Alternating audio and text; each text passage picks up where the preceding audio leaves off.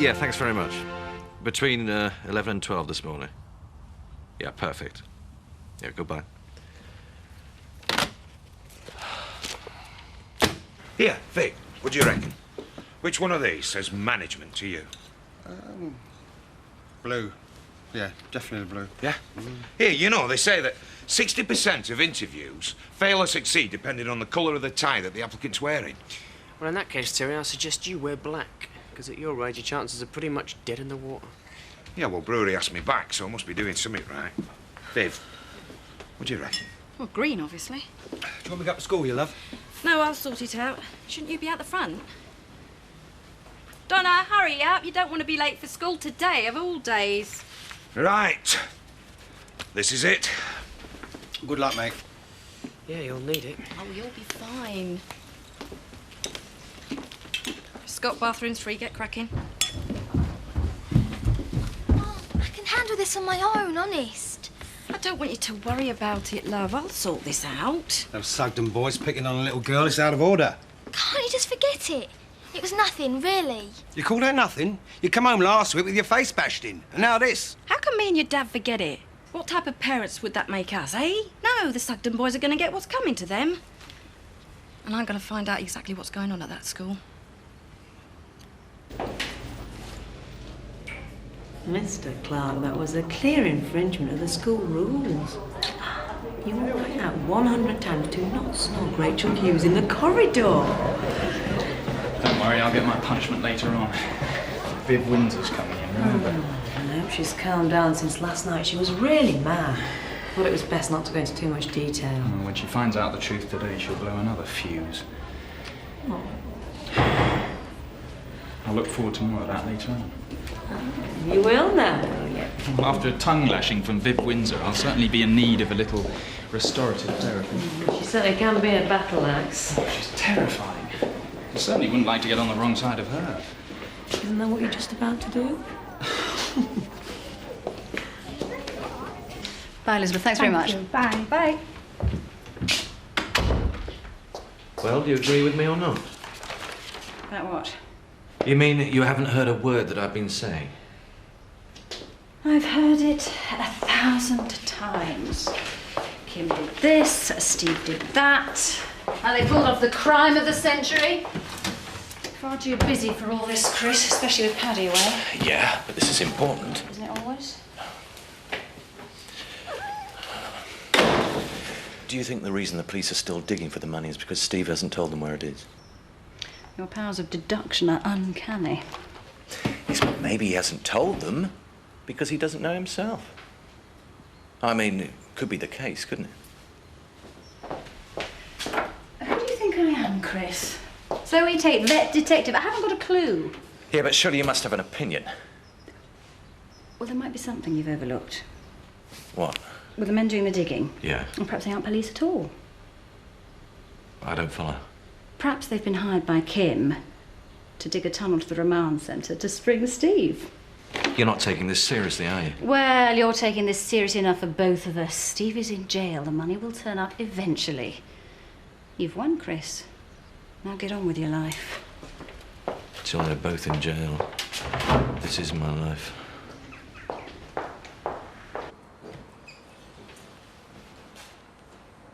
Nurse, quickly! It's all right. It's all right. I just dropped the last piece of the jigsaw. There. It's all right, nurse. We have to be careful, you know. Head injuries can be unpredictable. Blackouts and dizziness are quite common. I didn't black out. I feel absolutely fine. Now, all I want to do is go home.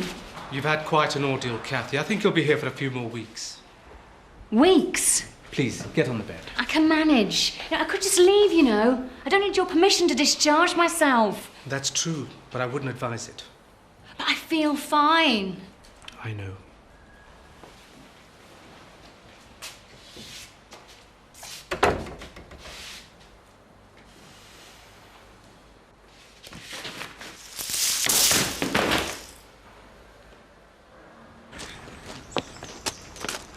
Terry seemed very confident about his interview this morning. He certainly looked the part. Well, he's not a bad-looking bloke. Yeah, if you go for the older look. Well, that's rich, coming from you. I saw your little episode in the street. She looked old enough to be your mother. Cass, now that's history. I'm talking about you and Terry. Look, if he leaves, will he miss him? Suppose. Because if he goes, it'll just leave you and me. You and me? There is no you and me, is there, Scott? Isn't there? Look, Alan, I could really do with some assistance here. I'm going to slip a disc at this rate. All right. I'll see if I can find a good Samaritan for you. Scott, you seem to like hanging round here. Why don't you come and help Ashley move these crates? Look a bit heavy. They are a bit heavy, take my word for it. Terry never had a problem with it. You know what, Grandad? I think you should think about asking Terry back. We could do with a bit of muscle round here. Yes, he certainly had his uses. Yes, all right. Where do you want them? I'm not sure about this, Chelsea. Perhaps we just listen. You just keep your mouth shut. We stick to the same story, right? Right? Okay. We blame Robert and Andy. Yeah, but supposing... Chelsea! Remember, keep your mouth shut and keep to the story.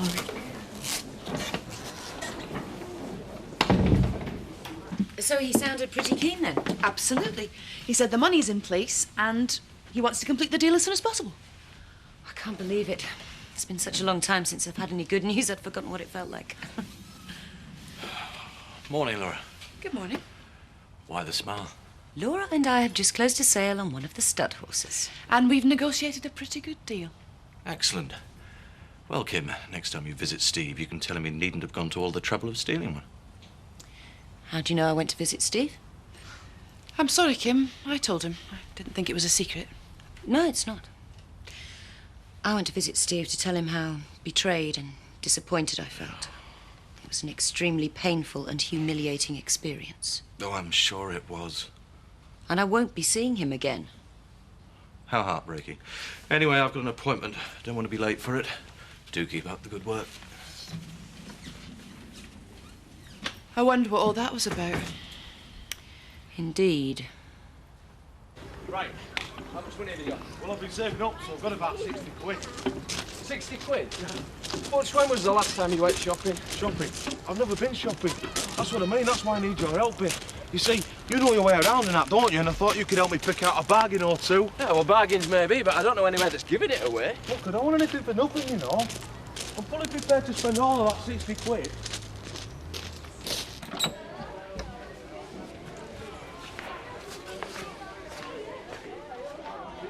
Donna, will you come in, please?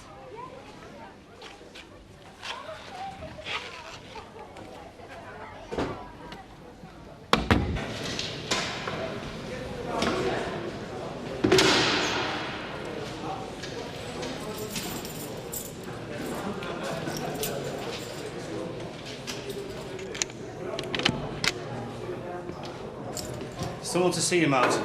Report to the visitors' room. Kim. Let me make myself perfectly clear, Donna. Your behaviour has been totally unacceptable. First we had the incident with the nose stud, then the complete collapse in the standard of your work, and now you've resorted to bullying. You're really letting yourself down, Donna. You're a bright girl, but if you don't shape I know, up... but There are no buts, Donna. We know exactly what went on in the playground yesterday, and we will not tolerate it. There's no place for bullies here. Oh, I've just had the unpleasant task of informing Chelsea's father, Mr. Campbell, that Chelsea's being removed with immediate effect from Hot and Comprehensive. What do you mean? A place will be found for her at a school that's better equipped to deal with her behavioural problems. Now, without Mr. Clark's intervention on your behalf, I would have resorted to the same course of action in your case, but I hope that by removing Chelsea we'll see an immediate improvement in the standard of your behaviour and work. I'm really sorry. You've got a lot of potential, Donna. Now, you've been given another chance, but remember, it's your last chance. Do you understand, Donna? Yeah.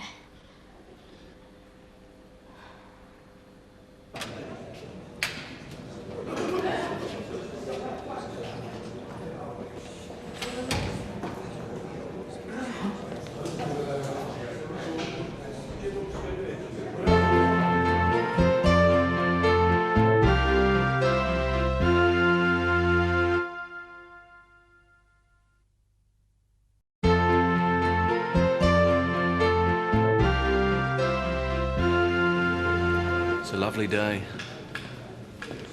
Been out yet? What do you want, Chris?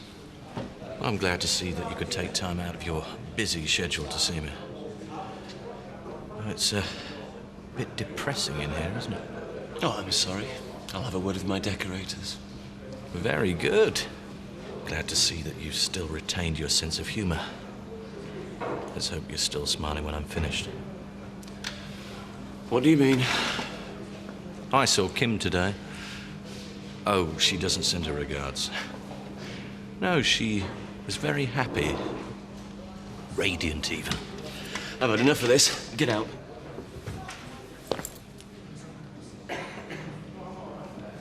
She was explaining how she'd just come into rather a lot of money.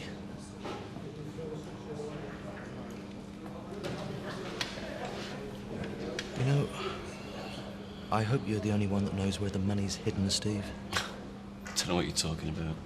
Well, the boys in blue, they haven't unearthed it. So perhaps someone else has. What do you think? I just told you. I haven't got a clue what you're talking about. Think about it, Steve. Put yourself in Kim's position. She's an attractive woman, if you like that sort of thing. And suddenly, she's got her hands on a sack full of cash. Husband banged up. You getting the picture?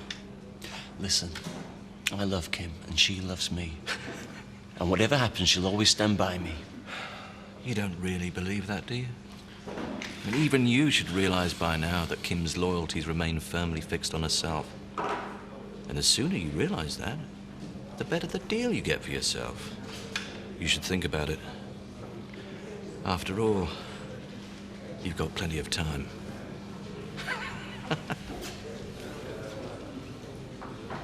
Boy.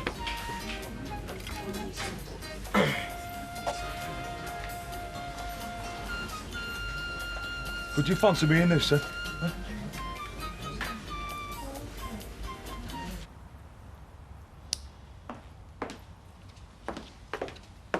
I've just had Paul Kelly on the phone.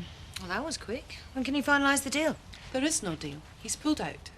He's pulled out? Why? There's no easy way to say this, Kim. He's found out on the grapevine about Steve stealing Orsino. But surely he the can't... Paul Kellys of this world don't like uncertainties, Kim.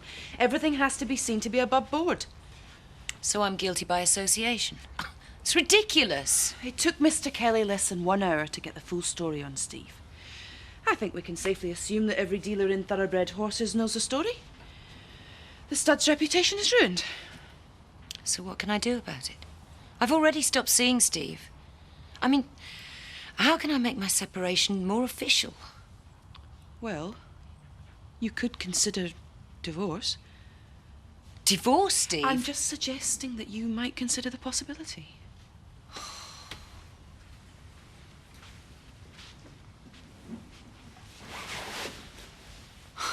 I don't think I can take much more. Look, while your name's still Marchant, there's going to be a black cloud hanging over the stud. I really can't handle this right now. I know it's been tough for you. Take your time, think things over. You don't have to come to a decision today. Oh, but I suppose you need one tomorrow, is that it? No, of course not. I really don't know what to do anymore.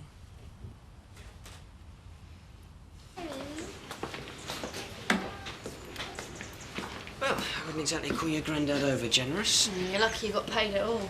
Yeah, well, if you put the effort in, expect to get some kind of reward. What did you have in mind?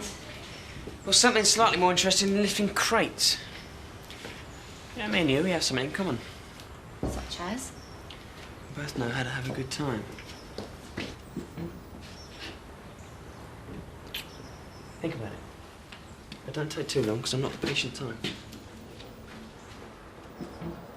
Hey, Scott. Trish here? Oh, hey, I've got some great news. You're not going to believe this. You got the job? Well, the job is much more than that, mate. Well? The brewery want me to manage a new rock and roll theme pub in Dundee. Rock and roll? Yeah, it's like a dream come true. And the best bit is, I can pick my own staff. Oh, that's wonderful. Yeah, you should have seen me at the interview. All these ideas came flooding out. I amazed myself. We're going to have the Elvis Lounge, the Eddie Cochran Suite where we can have functions, and the Buddy Holly Bar. All the staff are going to be wearing blue suede shoes. It's going to be a knockout. Oh, that's really exciting. I wish something like that would happen to me. Well, it can do. I want you to come with me. To Dundee?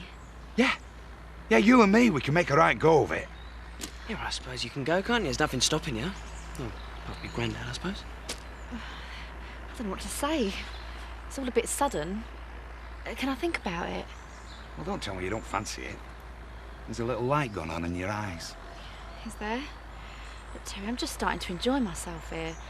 I could get my head round it. I can't just pack up and go. Yeah, well, take time to think about it. The brewery don't need my answer till morning. The morning? Yes, I'll need yours tonight. Hey, Trish, you won't regret it. I know we can make it work. I'm off to tell Vic. Let's make your mind up, time.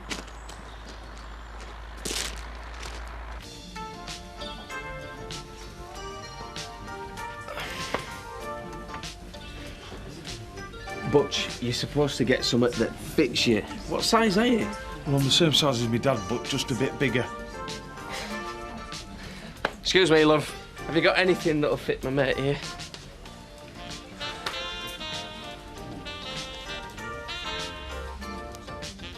So you see, Mrs. Windsor, the circumstances surrounding Donna's injury are not what you were led to believe. Far from being the victim in this affair, Donna was actually one of the bullies. There must be some kind of mistake. How Donna a bully? You've got it all wrong. She's already admitted that she attacked Robert Sugden. Then he must have deserved it. Those Sugden boys are nothing but trouble. Just wait till I get my hands on their mother. And do what exactly? Teach her a lesson. Mrs. Windsor, do you and your husband use the language of violence around the home? Violence? No. Well, I mean, it's just a figure of speech, isn't it? Yeah, what you getting at? We often find children with behavioural problems come from a troubled home background. What troubled background? I hope you're not trying to suggest we're one of those dysfunctional families. We're not trying to suggest anything of the sort, Mrs. Windsor. Just that we want to make sure that Donna doesn't encounter any of the difficulties that her sister Kelly did. That is a good one, that is. As far as I remember, Kelly's difficulties began when one of your teachers started having an affair with her. I think we should try and calm down and think what's best for Donna. Yes, you're right. Donna's the most important one. And if you can suggest anything I can do to help. You don't get involved in many parent-teacher activities, do you, Mrs. Windsor? We come to the parents' evening. Me and Vic have a business to run. We're very busy. You'd be surprised how often that's the excuse in cases like this. Parents too busy to take time out for the children's welfare. Vic and I would do anything to help Donna. We're planning a day trip to Bolton Abbey. We need some parent volunteers. Donna's class is going. Now, it'll give you and her time away from school and the pressures at home to chat and get to know each other again. Sounds great. Count me in. Good. I'll put your name down straight away. Right.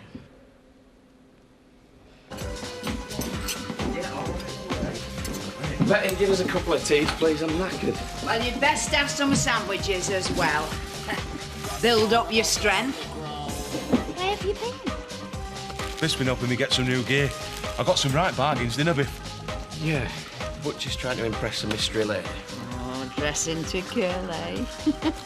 But new clothes are only just the start, Butch. Yeah? I don't get you. Well, it's one thing to try and look the part, but then what? Where are you going to take her? Take her? I don't know. Where am I going to take her?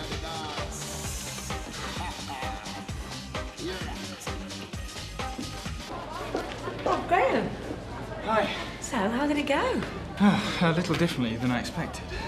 Somehow, Miss Strickland managed to get Viv Windsor to volunteer to go on the trip to Bolton Abbey.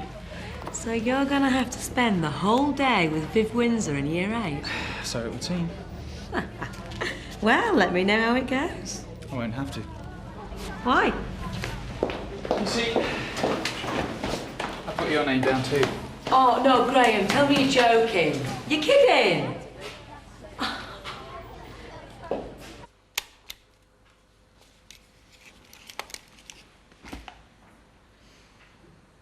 Right, that's it.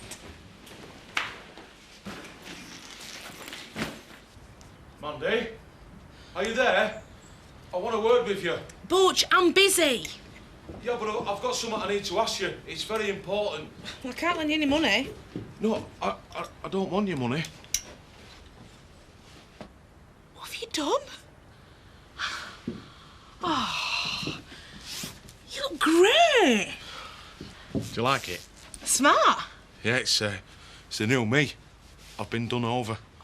I think you mean you've had a makeover. Yeah, that's it. What's so important? I've been thinking, I thought perhaps we should have dinner. How's about tomorrow night? Dinner? Well, a curry. Yeah, that'd be great. Great. That's that sorted then.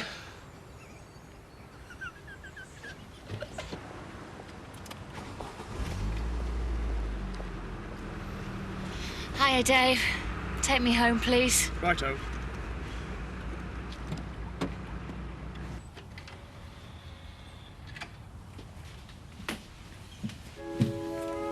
Laura, I need to speak to you about these invoices. Oh, no, you don't.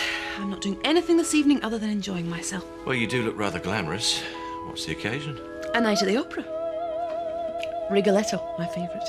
Oh, intrigue, sex and murder. Bit of light relief after working at Home Farm.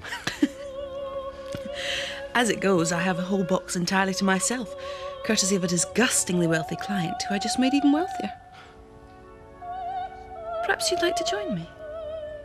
A night out? Why not? But I'll only come on one condition. Which is? You'll allow me to buy you dinner afterwards. It's a deal.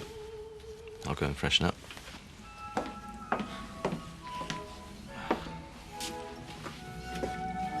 Why is he looking so pleased with himself? We're going out on the town. Surely that goes above and beyond the call of duty, Laura. Just a pleasant evening out, that's all. Did Chris say anything about where he went this morning?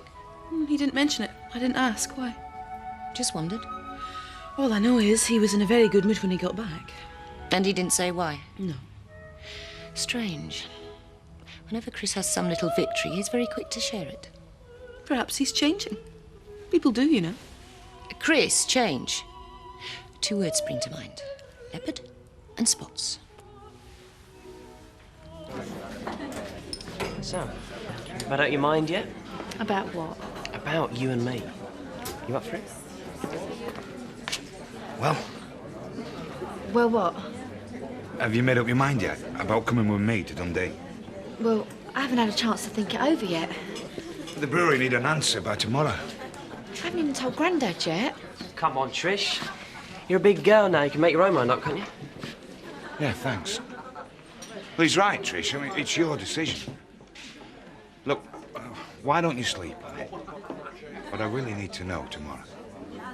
Okay, look, I'll see you tomorrow. But you better go, just in case Grandad sees you. This is Terry's big chance, Trisha. What are you going to do?